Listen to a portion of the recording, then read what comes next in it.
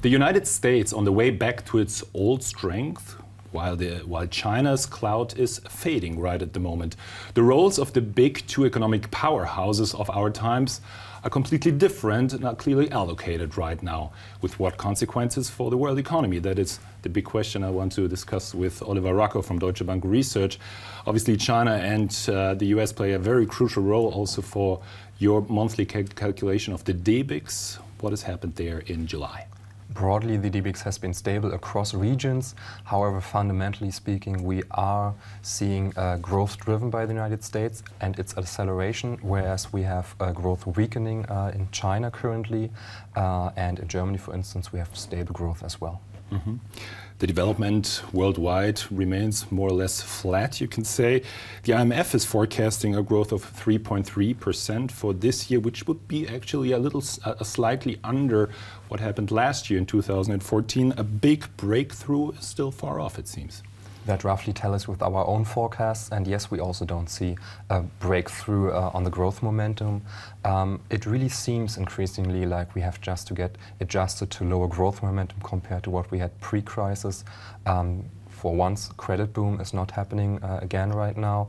And also a lot of the growth the emerging markets had pre-crisis has also run its course, and now we are on a structurally lower growth momentum. World trade is another topic. World trade more or less plods along. Egypt just opened the new Suez Canal a few days ago, hoping for more ship cargo to go through in the coming years. Is that ship cargo, that additional ship cargo, really going to happen? Is world trade going to pick up in the future?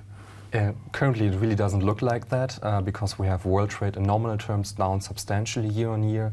We have real trade growth plodding along, nearly stagnating, even though pre-crisis we had world trade growing at double the speed of global GDP, for instance. This is not happening right now, and in the short run at least it would of course cloud the outlook for the new Suez Canal. But structurally, long-term, we believe world trade will grow again and also faster than world GDP. So over the long term, and this is a long-term investment, the Suez Canal should be fine. Looking for the reasons of the flat world economic development. Economists always talk about the problems of the emerging markets, the current problems. To what extent are the BRIC countries and the other emerging markets, are they able to do harm to the world economy? Well, given their size, especially of China, for instance, there is a noticeable impact of those countries either in contraction or slowing down on global trade, on global GDP as well. Especially Germany, given its strong trade links to a lot of emerging markets, is affected on the external side. So yes, this is dampening global growth. However, luckily enough, we have domestic growth picking up in EMU, we have domestic growth picking up in the US, and to some extent, that's keeping global growth afloat, basically. Thank you so far until here.